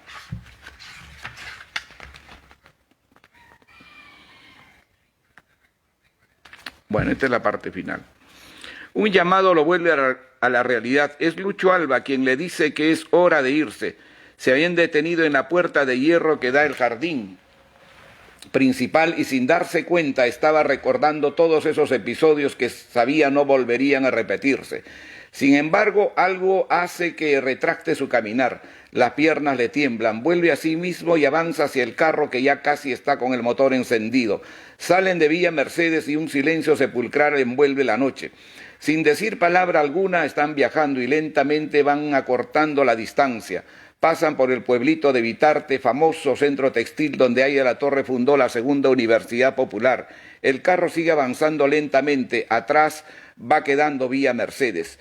Con la voz entrecortada y con lágrimas en los ojos, Lucho Alba les cuenta que Armando Villanueva y el doctor Luis Pinillos le han tenido que decir a Aya de la Torre cuál era el mal que lo aquejaba y en su verdadera dimensión. No soportan la noticia y nuevamente afloran las lágrimas. Por fin les dice: su mal es un cáncer pulmonar, para lo cual no hay remedio posible, sino solamente esperar el desenlace final. Dios mío, ¿por qué? ¿Por qué? Me pregunto, negándose. Esa fue la noche y lo recuerdo nítidamente cuando el doctor Pinillos y Armando Villanueva transmitieron a Aya de la Torre cuál era la verdadera gravedad de su enfermedad, que hasta ese momento, ¿no es cierto?, pese a los altibajos que había tenido su salud, no se tenía la certeza. Nadie le había comunicado a Aya de la Torre la real dimensión, la gravedad de su enfermedad. Muchos apuntaron al corazón, ¿no?, al tratamiento del corazón, y sobre eso hay también alguna historia que no vale la pena comentarle el día de hoy. Pero fue una noche dramática, fue una noche difícil, y siento como inclusive el propio Jorge Idiáquez, que por cierto ya había sido informado anteriormente de lo que atravesaba la salud de Aya de la Torre, sentía su conmoción, esa manera tan difícil de aceptar ese momento, ¿no?, ese momento. Y luego, naturalmente, cuando ya se sabía la enfermedad, especialmente los altos dirigentes del partido, como Armando Villanueva, como Andrés Tausen, como Ramiro Prialé, como Luis Alberto Sánchez, como Fernando León de Vivero, el propio Alan García y tantos, nos dedicamos a preparar quizá lo que sería también el último domingo en Villa Mercedes con Aya de la Torre. Aya de la Torre nos había acostumbrado a la juventud a convocarse todos los días domingos en Villa Mercedes, a cantar las canciones apristas y también canciones que no tenían nada que ver con el APRA, pero que sí tenían una letra muy significativa, ¿no? Esa de los iracundos, por ejemplo, El mundo cambiará, ¿no?, Bajo un monte lleno de ilusiones, Zapato roto, Rebelde, tantas canciones que tenían mucho mensaje en su letra, ¿no? Que es lo que a Víctor Raúl Haya de la Torre le gustaba, ¿no? Y nos hacía cantar a todos, sin ninguna excepción. Pero ya éramos conscientes que esa convocatoria juvenil no se iba a realizar nunca más. Nunca más. Ya nos habían advertido el verdadero mal, la verdadera enfermedad de Haya de la Torre. Y no se iba a repetir. Pero había que hacer una última antes de su viaje a Houston, ¿no? Antes de su viaje a Houston, para ir a luchar con lo último que la ciencia podía darle y poder tratarlo, ¿no? Que finalmente, como ustedes saben, hizo que él falleciera el 2 de agosto de 1979. Y el último domingo con el maestro, como he titulado en ese tiempo, ¿no? Esta es una serie de escritos que vivía en ese momento, en ese tiempo, ¿no? Que me fluía, que me salía de lo profundo de mi ser para trasladar lo que yo estaba viendo, lo que estaba viviendo en esas etapas, en esas épocas. Y entonces les voy a leer solamente una parte. No es tan largo, pero naturalmente por la hora, hoy ya nos hemos pasado. Bueno, esto será lo último. El verano era cada vez más intenso y envolvió a ese día jueves con un sol tan abrasador que hasta la ropa más ligera resultaba incómoda. El bullicio de la gente, mientras tanto, denotaba que la vida en la gran capital seguía normal y como si nada estuviese sucediendo. Era un día de marzo de 1979. Esa noche Armando Villanueva había dormido a sobresaltos. Muy temprano cogió el teléfono y marcó algunos números. Estaba llamando a un grupo de jóvenes que por mucho tiempo habían estado vinculados al jefe del APRA. A cada uno de ellos, con voz trémula y pausada, raro en él, comienza a decirles: algunos compañeros de la Comisión Política y de la Secretaría Colegiada nos hemos reunido a raíz de la enfermedad de Víctor Raúl y nuestra decisión es hacer todo lo posible a fin de prolongarle la vida, pues los médicos han pronosticado que no va a durar más de 3 meses. Alan García, Carlos Roca, Fernando Arias, Óscar Oré, César Vega, Luis Felipe Soyer, con el rostro lívido al enterarse de la fatal noticia, comenzaron a preparar lo que sería el último domingo en Vitarte.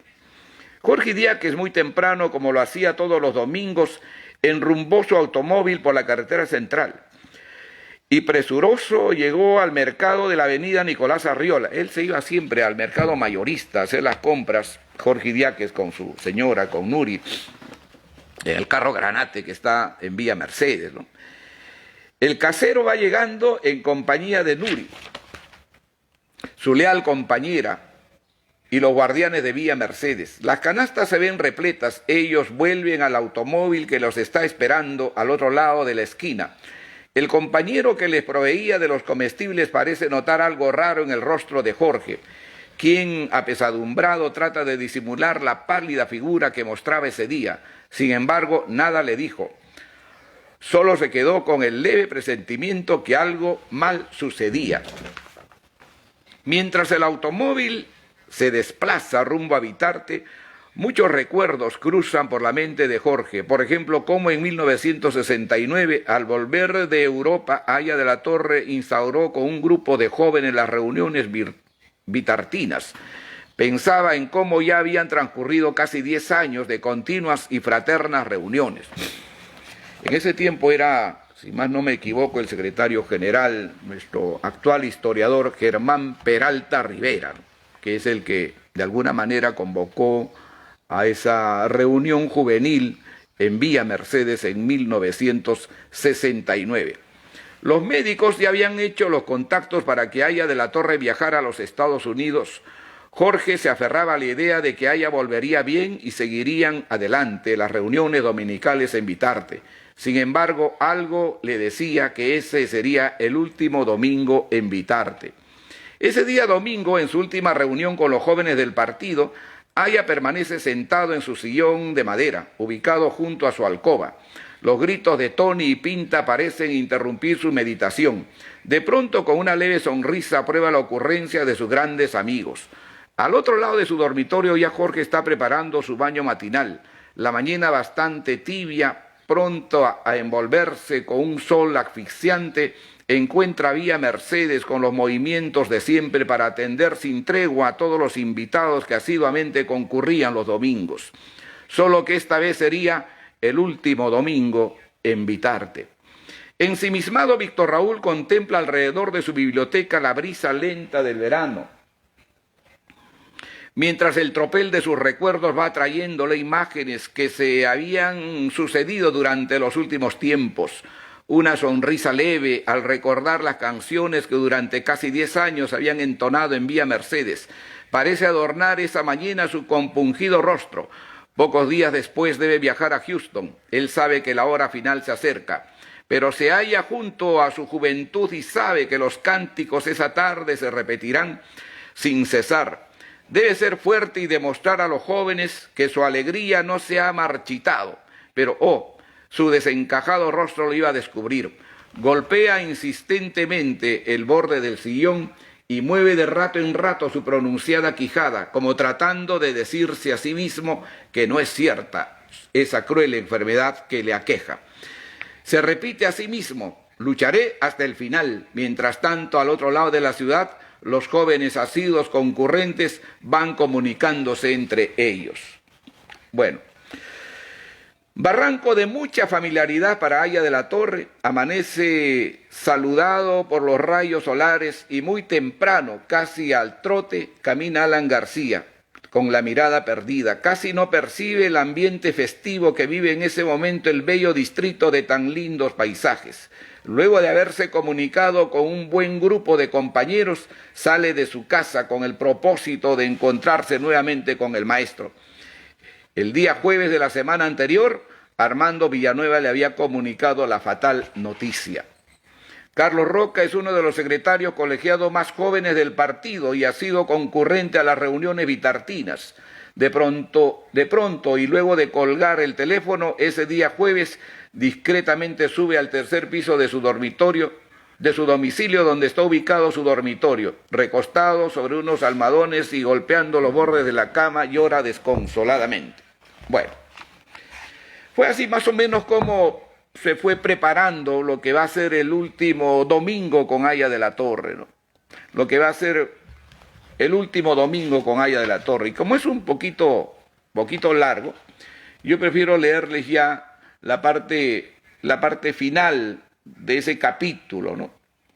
Que dice: como era su costumbre, a las 5 de la tarde sale Haya de la Torre sonriendo y saludando a todos. Ya una vez que todos estábamos convocados ahí para ese último domingo con Haya de la Torre.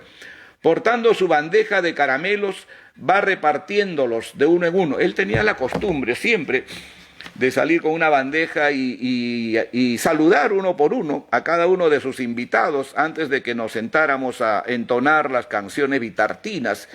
Y a veces salía con fruta o con dulces o con caramelos, como en este caso lo estoy narrando, lo estoy contando, ¿no? Para muchos de ellos fue la última vez que les extendió la mano. Nunca más volverían a estar juntos, claro, porque cuando Víctor Raúl regresa de Houston, él ya no sale. O sale solamente en el vehículo junto a Jorge Idiáquez, a Mochero, a caminar por Lima, ¿no? Antonio Vázquez, Mochero, que estuvo en vía Mercedes en esos momentos tan difíciles, tan duros, ¿no?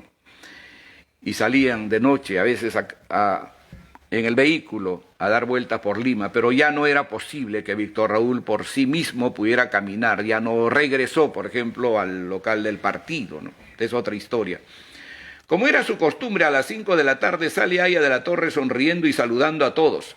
Portando su bandeja de caramelos, va repartiéndolos de uno en uno. Un caramelo y la mano noble. Para muchos de ellos fue la última vez que lo extendió.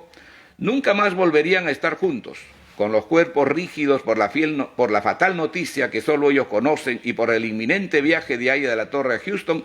parecen no darse cuenta de que el jefe ha ordenado que comiencen a tañer las guitarras que por tantos años habían alegrado aquel recinto vitartino. Eran las últimas notas vibrantes que se iban a entonar esa tarde. Era el último domingo en Vitarte.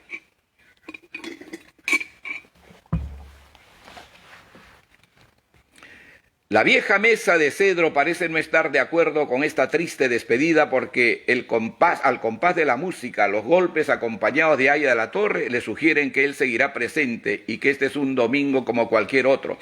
Encima de ella las bandejas con los caramelos van desfilando uno tras otro. Tantos y tantos años había estado sobre ella. La vieja mesa de cedro nunca más volvería a sentir el cariñoso tamborileo de Víctor Raúl al compás de la música. El viejo sillón que servía para que Aya de la Torre presidiera las reuniones dominicales se negaba a creer que esa tarde podía ser la última. Ahí seguía sentado Víctor Raúl y de rato en rato agarraba los bordes como si estuviera acariciándolos en señal de despedida.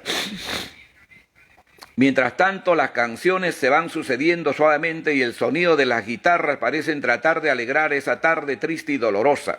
Ya no es el Vitarte bullicioso. Es el último domingo en Vitarte. El sonido de las palmas es más débil y denota tristeza. Mientras los rostros lentamente se van tornando graves, algunos están llorando. Pronto las guitarras rasgadas por Alan García y Fernando Arias inician una canción que nunca más volverían a entonar en Vitarte, con la presencia de Víctor Raúl. Bueno, es la canción de Un Domingo Cualquiera.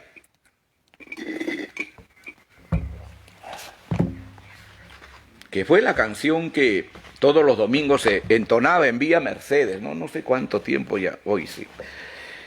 Que todos los domingos se entonaba en Vía Mercedes. Yo les pido disculpas por estos momentos a veces que uno va pasando. Yo no soy profesional en estas cosas, ¿no? Hay otros que pueden manejarse mejor. Me fluye el sentimiento, me fluye el dolor. Porque así lo recuerdo a Víctor Raúl, ¿no? Y esta era la canción emblemática, pues, ¿no? Como también Vasija de Barro, ¿no? Vasija de Barro que se entonaba siempre, ¿no? Un domingo cualquiera te espero en la casa de Víctor Raúl. Un domingo cualquiera te espero en la casa de Víctor Raúl. Compañero y amigo, unido cantamos con voz liberal. Compañero y amigo, unido cantamos con voz liberal. Si quieres ir a Vitarte, vamos en mi grupo, yo te llevaré.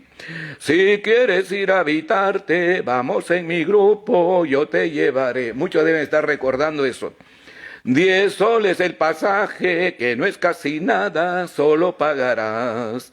10 soles el pasaje, que no es casi nada, solo pagarás. 5 soles de ida y 5 de vuelta, solo gastarás. Bueno, también tú comerás y el estómago te llenarás. Reirás y cantarás como tú no puedes imaginar. Un domingo cualquiera te espero en la casa de Víctor Raúl. Un domingo cualquiera. Bueno, ese fue el último domingo de vida con Aya de la Torre y la última reunión de Aya de la Torre con los jóvenes. Fue en marzo de 1979. Hemos estado casi 2 horas y hay un capítulo que es la última entrevista, y lo quiero ya narrar, ya no lo voy a leer para no alargar más el tiempo. Estamos ya casi 1:30 o 2 horas. 1:30, sí.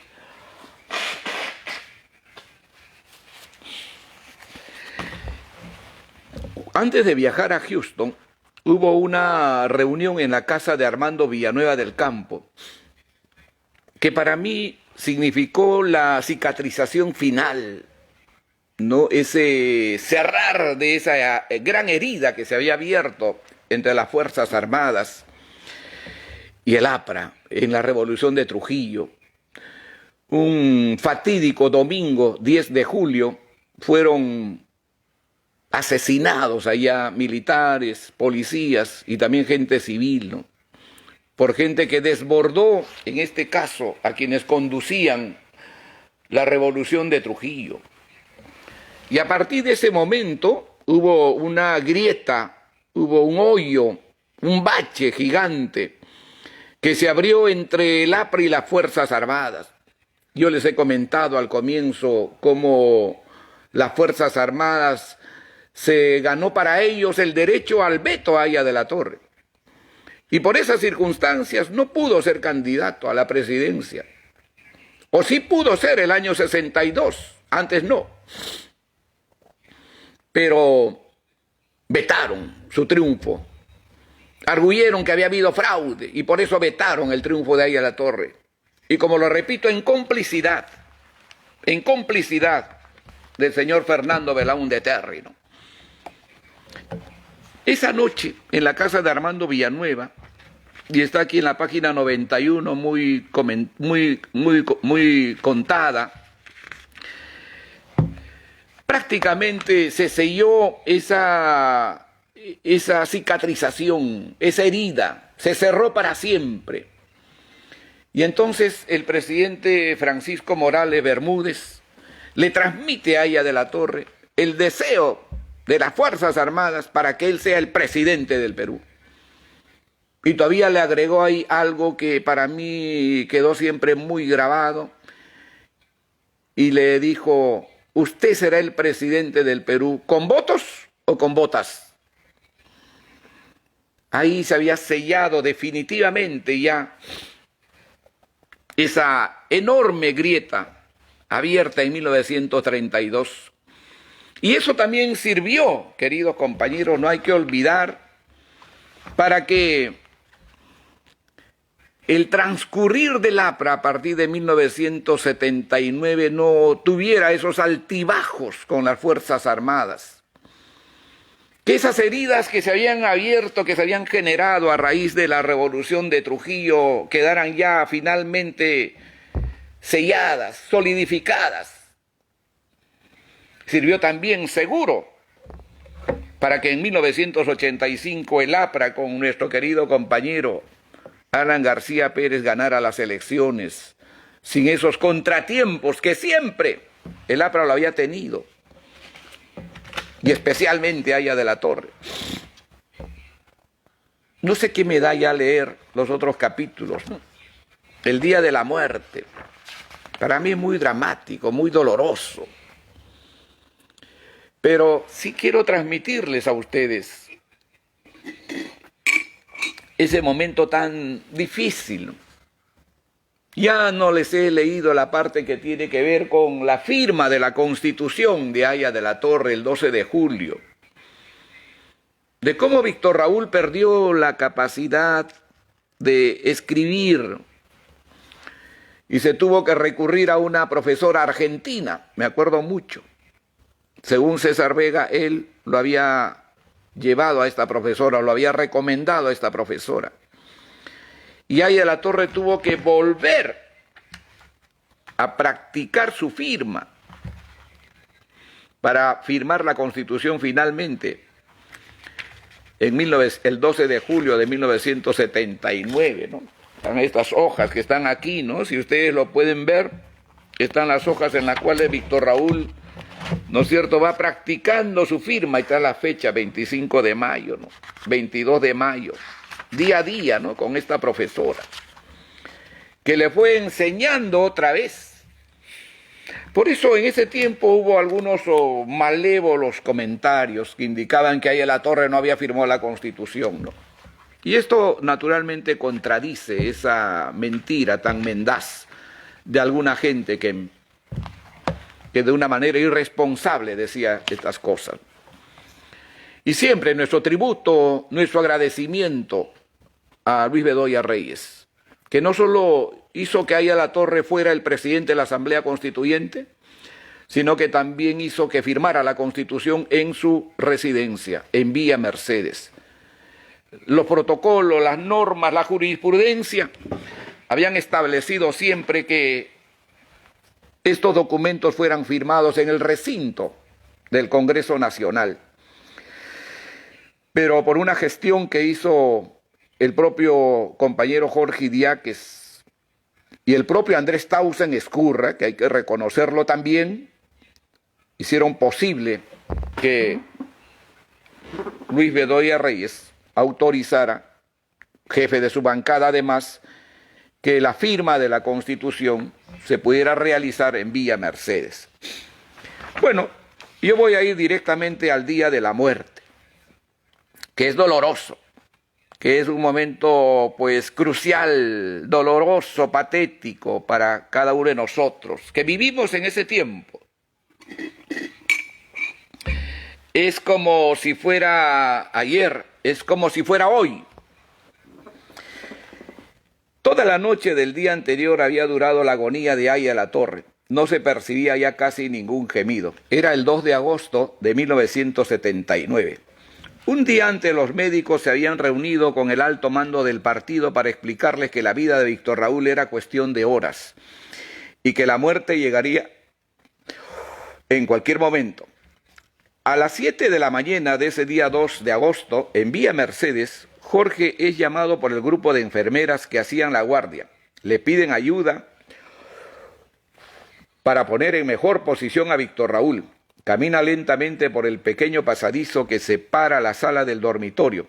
Al entrar a este solo escucha el sonido tenue de la máquina que controla el pulso de Aya La Torre.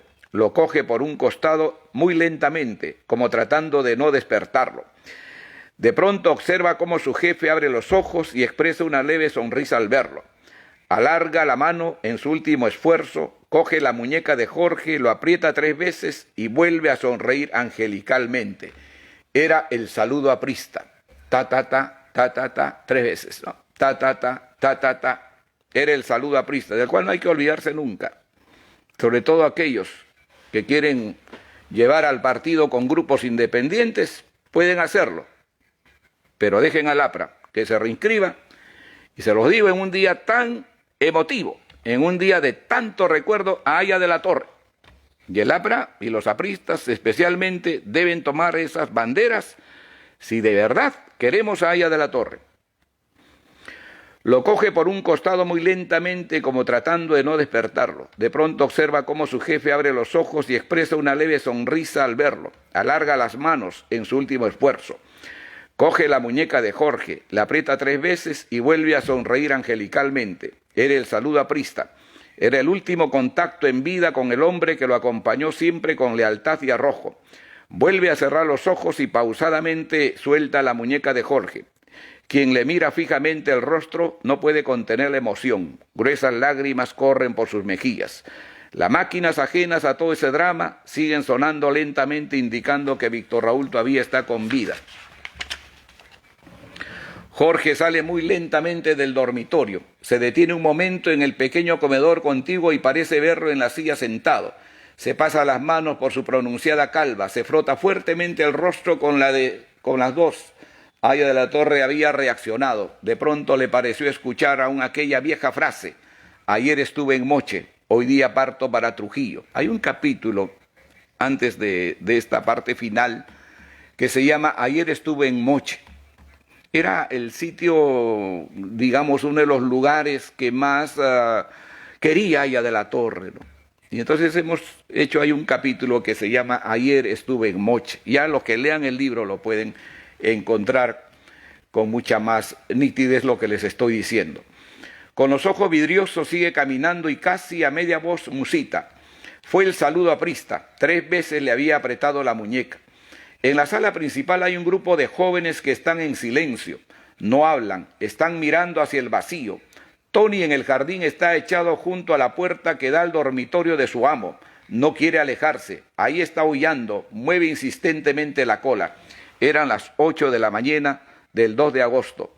Nunca como ese día fueron llegando los jóvenes que estuvieron cerca a Víctor Raúl. Desde Barranco, presuroso él, llega Alan García con su clásica casaca marrón.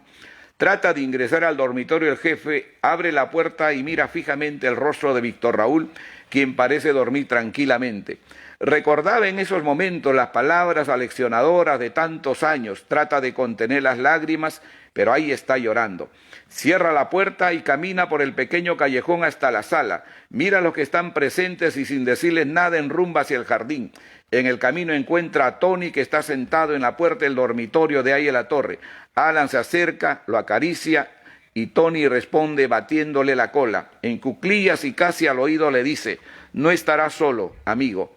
Armando Villanueva y Luis Negreiros entran y salen de Villa Mercedes. Tratan en lo posible de disimular su dolor.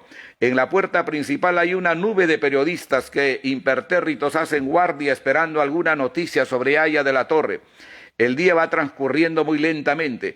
Los jóvenes esa mañana habían poblado Villa Mercedes. Estaban los que siempre lo acompañaron en sus últimos años. Los médicos entran y salen del dormitorio. Jorge se comunica por teléfono con Hortensia Pardo. Le dice que Víctor Raúl está muy mal. Ramiro Prialé, con el rostro desdibujado y sentado en un sillón, fumando y moviendo el rostro apesadumbrado de un lado para otro, mira fijamente al vacío y de pronto parece preguntarse: ¿por qué? ¿Por qué? Con unos lentes oscuros, caminando lentamente, llega Carlos Enrique Melgar. Él había estado unos meses antes con Aya de la Torre en Houston, allí donde se ganó el apelativo de Modesto. Taciturno y fumando, camina de un lado a otro. A ratos se quita los lentes y con un pañuelo va secando las lágrimas, que a borbotones derrama. Todavía en sus oídos le repiquetean las palabras de Aya de la Torre cuando ya casi al final del viaje a Houston le dijo: Carlos Enrique, espero que después de mi muerte seas un celoso guardián de la unidad del partido. Nunca olvidaría esa frase. Eran las 3 de la tarde del 2 de agosto.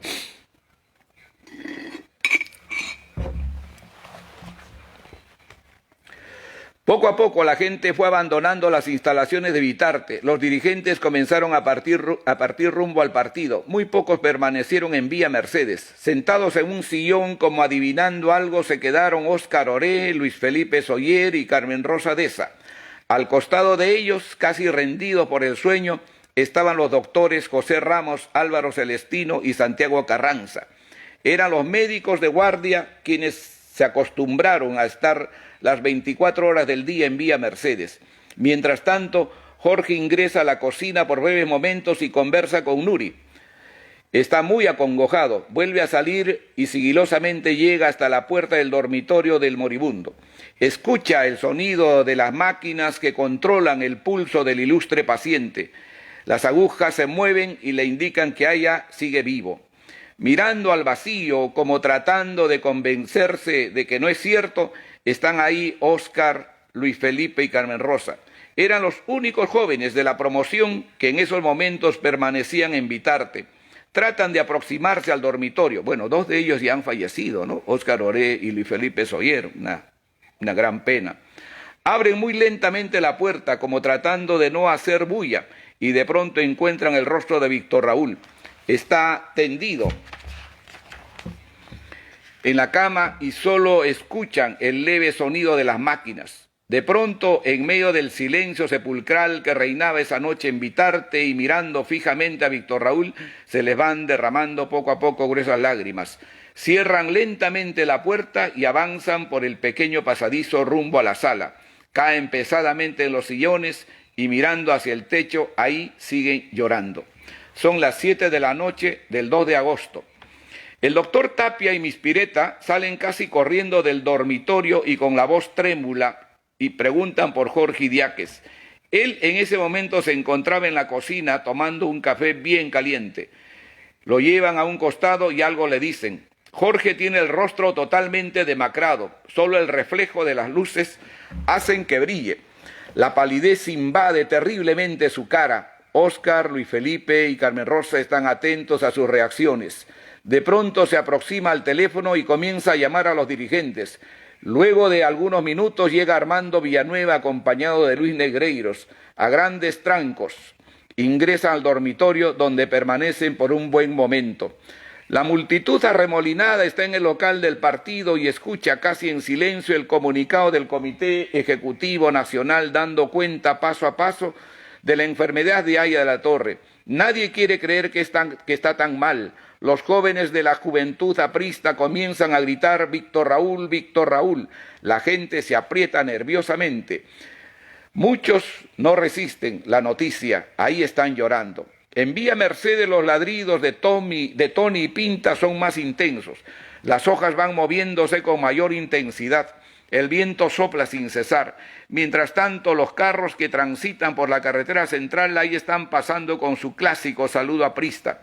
Los periodistas siguen haciendo guardia en la inmensa puerta de hierro que los separa de la residencia. Los médicos han llamado a Jorge y Armando al dormitorio de Haya de la Torre. Permanecen por un largo rato. Mientras tanto, en la sala de la casa hay angustia. Nuri se pasea de un lado a otro acompañada de Marcela Bustamante. Rosita, la fiel cocinera ensimismada, parece no atinar a nada y permanece sentada moviendo a cada rato los dedos de sus manos. Valeriano, el guardián de la casa, entra y sale y nerviosamente consume una taza de café. De pronto Jorge sale del dormitorio de Haya la Torre, caminando con la mirada en el vacío y sin decir nada a nadie avanza hacia la cocina y llama a Nuri. Vuelven a ingresar al dormitorio y permanecen allí por un buen momento. Sale Jorge nuevamente y se dirige a la sala. Ahí están Óscar, Luis Felipe y Carmen Rosa. Con el rostro casi suplicante quieren alguna noticia sobre su jefe. Jorge les dice casi angelicalmente que todo está bien, pero sin embargo se dan cuenta de que tiene los ojos vidriosos. Casi no resiste las lágrimas, voltea y vuelve al dormitorio de Haya de la Torre. Poco a poco va avanzando Armando Villanueva por el estrecho pasadizo que comunica el dormitorio con la sala y pide a todos los que están presentes que se reúnan.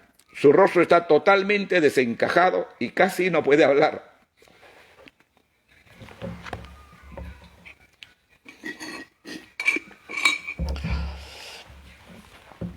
Se agarra insistentemente la frente y se muerde los labios. Luego que están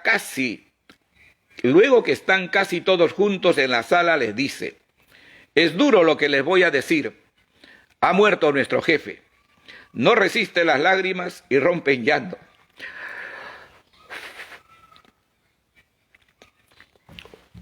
Un poco más tarde, el mismo Armando baja hasta la puerta de hierro y ante todos los periodistas dice: ha muerto Víctor Raúl, viva Haya de la Torre. Eran las 10:45 de la noche del 2 de agosto de 1979. Muy bien. Han sido ustedes muy amables, queridos compañeros, compañeras. Muchas gracias.